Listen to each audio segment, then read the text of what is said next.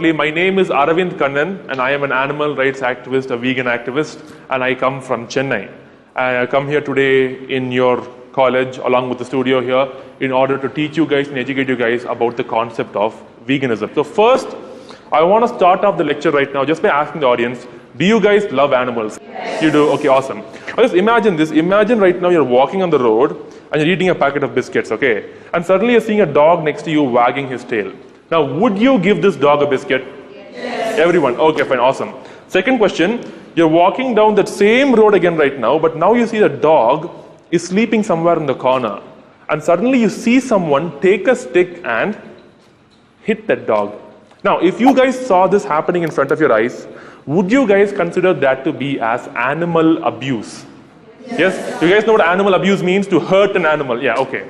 Now, third scenario, same road, but right now instead of a dog, a goat is sleeping. Bakra. You see the same person take the same stick and hit the goat as well. Now, would you consider that also to be as animal abuse? Yes. Yeah, so we had a few no's, a very milder yes. For the dog, everyone was like yes. But for the goat, it's like, yeah, no. But last question. Now, if that goat was taken, not in front of your eyes, but behind your back to a room like this, where he or she is killed, cut up into small pieces, mixed with rice and masala, put on a plate, and given to everyone in this room. Now, would you take that plate and say, oh my God, animal abuse? Or would you say, oh my God, biryani? What will be your reaction, be honest? Oh my God, biryani. Okay, awesome. Now, I asked this question to you guys. I know it's funny, but you guys have actually learned a new word without even realizing it. Now, it's a bit painful to look at, but this picture depicts the harsh reality of the society we're living in. Now, I want everyone to look at the word on top. You see the word speciesism, right? Let me define that word for you. Speciesism can be defined as a form of hatred or discrimination that is taught to young human children, be it by their parents, their teachers, their religion, the culture, the society they grew up in. Speciesism teaches us that we humans are for some reason superior to animals, and therefore we have the right to enslave, torture, kill, use or abuse animals in any way we see fit without any penalty. Now, speciesism also teaches us that the lives of some animals are more valuable than the lives of others. Because observe this picture right now. You see a girl in the middle where she is petting a dog on the right and she is killing a pig on the left. Don't they both have eyes to see, a nose to smell, ears to hear, a mind to think, a heart to beat and blood to bleed? Aren't these two animals pretty much equal? Now, if you think they are equal, then you have to ask yourself, then why do we not treat them equally in our society? When I first asked the class, do you love animals? Everyone said, I love animals. Well, now I'm asking you, do you think it makes sense to say I love animals, but kill animals and eat animals? But if I say to someone, hey, I love you, I want to kill you and eat you, does that really make sense? You can't be an animal lover if you are going to engage daily and routinely in exploiting and killing them. It doesn't add up. And also, why does this exist? It's because of what our parents taught us. Our great-grandparents were taught that they are special, right? And what were we taught as kids? We are special. Be loving to the dog. Oh my God, the sweetie pie and cutie pie. And we are told to love cats. But what about cows, chickens, pigs, fish, goats, ducks, and sheep? Kill them, beat them, eat them. The very excuse that we give today to hurt animals is the same excuse our ancestors gave thousands of years ago to hurt each other, other humans. It is no different. I want to introduce you guys to a new word, and that is vegan. Now, vegan is the exact opposite of the word speciesism. A vegan is a person who does not discriminate, harm, or abuse an animal. Vegans do not consume any meat of any land animals. We also don't consume any seafood, no fish. We also do not consume any eggs or dairy products. That means no milk, ghee, curd, cheese, butter, lassi, chas, paneer, kulfi, ice cream, milk chocolates. Yeah, pretty long list, but we don't consume anything that comes from animal milk. No honey either. We also do not wear any leather, wool or silk. The past 5 years in my life, I have lived a life where I do not put any dead animal inside of me or on top of me for a reason. It is actually possible to live a happy, healthy life without hurting animals. You have been taught to view some animals as your friends and some animals as your food. But in reality, neither of them want to be your food. No animal willingly gives its life for you. There's no chicken right now standing on the road saying, hey, kill me. It is our fault. We say that to ourselves to make ourselves feel more comfortable and happy with the choices we make. In reality, they don't want to be. Neither a dog, nor a chicken, nor a pig, or a rat. Neither of them wants to be harmed. None of them want to be harmed by us. Now, just think for a minute how it would feel. In fact, I would request everyone right now in this classroom just to close your eyes. Just close your eyes. And just imagine that the day that you are born, someone else is planning the day of your death. The day that you are born, someone takes you from your mother and puts you in a cage. And then they give you food and water just to make you fat. And then they put more people into that cage and throw all of you on a lorry like you're just objects, like your life has no value to it. And that lorry is headed straight to a slaughterhouse where you will be hung upside down by your legs, fully conscious, in front of everyone else, screaming, terrified. So someone could take a knife, slice your throat, drain your blood, peel your skin, pull your guts out, chop you to 1,000 pieces, all so that someone else could cook you, eat you, and wear your skin. Shall I tell you how you'd feel?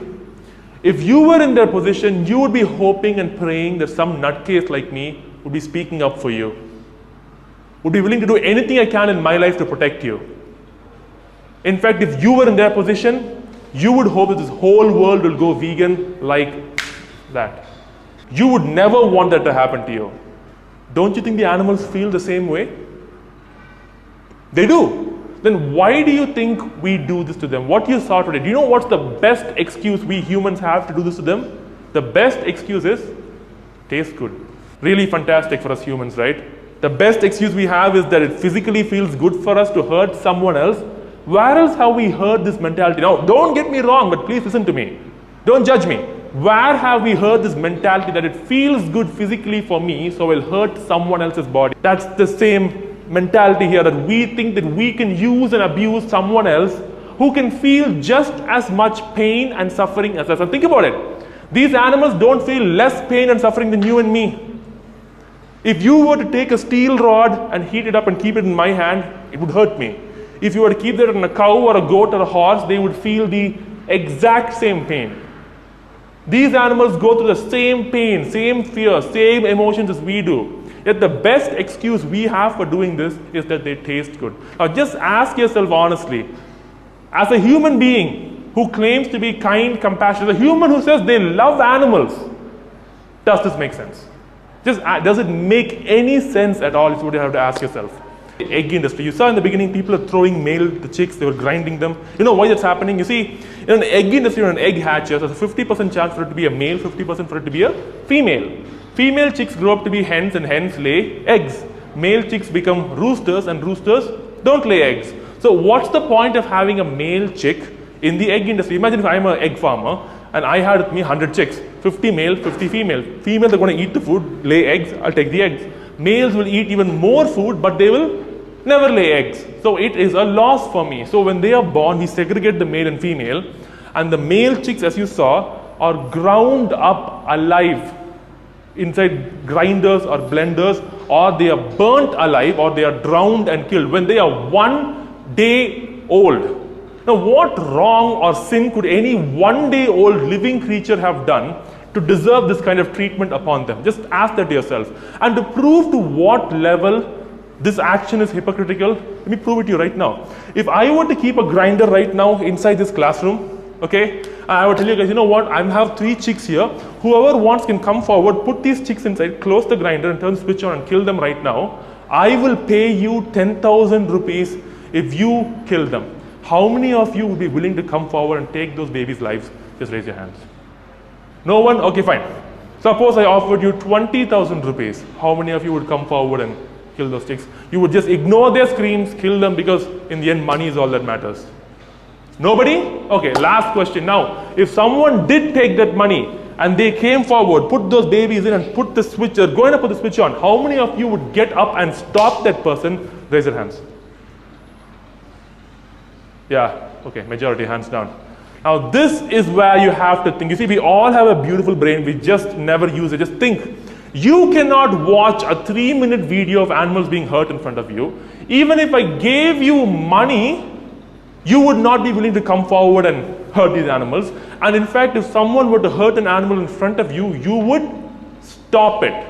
Every time you consume eggs or egg products, this is where your money goes to. Understand, this is how veganism works. When we become vegan, we stop funding and supporting this abuse.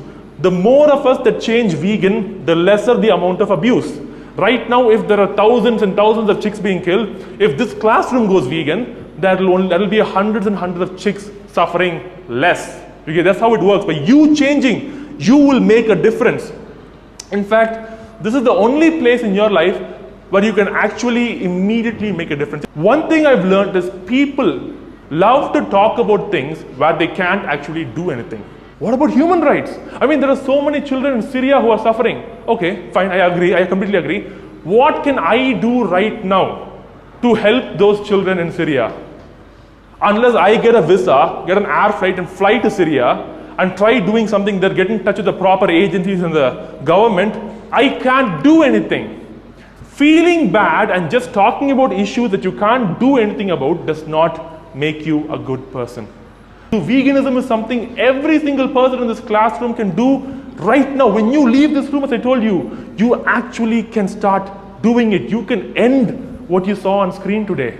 You can actually do that. And the second thing I want to talk about is the dairy industry. Because people always ask me, you know what, Arvind, I understand why eggs are cruel, you explained that. And meat, I get it, we kill an animal. But what about milk, man? Like milk, they're not exactly killing a cow, right? They're just taking the milk and no one's harming her. What is wrong in that? I first want to make it very clear right now, guys, there's a big difference between vegetarian and vegan. Vegetarian is not equal to vegan. You see, for a cow, like all other mammals in this world, which in order for her to give milk, she has to be pregnant. Female mammals lactate when they are pregnant or when they have a baby. It's common science, biology, right? The question is, how does a cow get pregnant on a dairy farm? We will tie a cow down. A person takes his hands, bare hands, you guys saw that, shoves it in his hand in the cow's anus, takes a steel catheter that contains bull semen and directly shoots it into her uterus to make sure she gets pregnant. Now think about that. Forcefully making a female pregnant against her will. If that action were done to a human in our society, what would we call it? Rape? A violation? But do you know what we call it when done to a cow or a buffalo? It's called Amul, the taste of India. That's the truth. This is where your dairy products come from. I hope you guys now realize why veganism is a serious issue, why veganism is also a feminist issue. It is interconnected. I mean, how can we say we are against objectification of someone when if you see a cow and all you see is a milk machine, that is objectification. If you see a chicken and you see a pair of wings, that is, they don't like being looked at that way. They don't exist here for us. They are not objects. They don't enjoy one bit of what we do to them. They are not willing participants in this. Please stop objectifying them. You don't need to do this. They didn't ask for this. And understand this. Once the cow gives birth, if she gives birth to a male calf, again, a male calf cannot give milk. So that baby is immediately separated from the mother. When they are separated, within days, that mother will scream and cry, just like any other mother would if she had her newborn baby separated from her. And then that baby is taken to a slaughterhouse because a baby calf, unlike an elderly one, has very supple skin. And that calf will be killed when it's a few days old. So it can be turned into magnificent leather shoes, belts, jackets, and purses. Which is why I said in the beginning, my shoes and belt are not made of leather.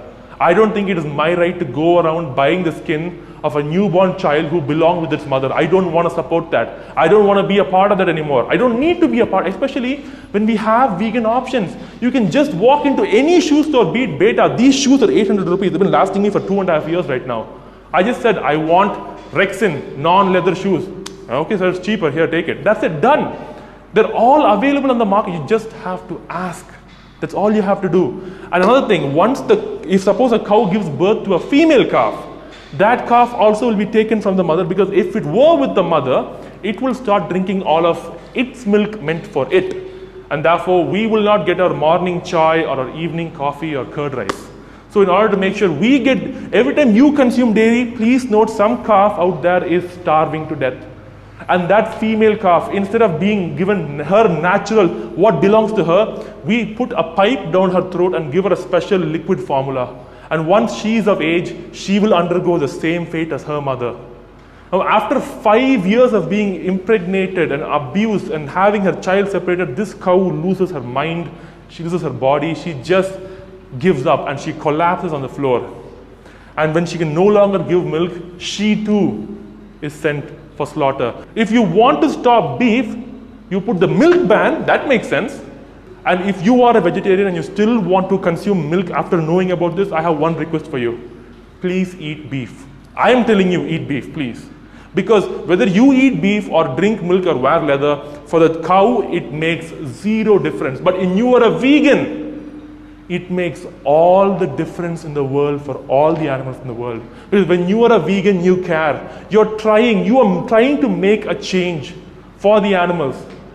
And I believe, and here's the good news right now. I know everything so far has been so stressful and everyone's all sad and depressed, but don't worry. The sad part of the lecture is over. We're entering into the happy part right now. And all of your vegetarian items can easily be made vegan if you just replace any cream with coconut milk and remove the ghee. So understand that by actually to go vegan, I'm not asking you to give up everything you eat in your life. I'm not asking you to start eating tomatoes and bananas every day. Okay, that's not what veganism is. You can enjoy and eat everything you're eating right now as a non-vegan, still as a vegan, because they're pretty much the same things. I mean, instead of a chicken biryani, you're going to get a veg biryani. Just say no raita, give me the kurma. And instead of a chicken fried rice, you're getting a gobi fried rice. That's it. I understand that when you go vegan, you're not giving up much, but 10% of something has to be changed. What is the 10%? Morning coffee, we all have that. And evening also we have one tea or coffee, something.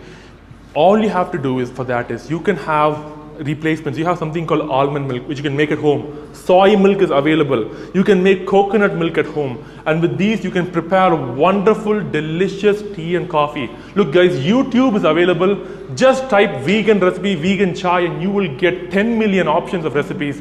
Trust me, you will not have to sacrifice or give up anything when you go vegan.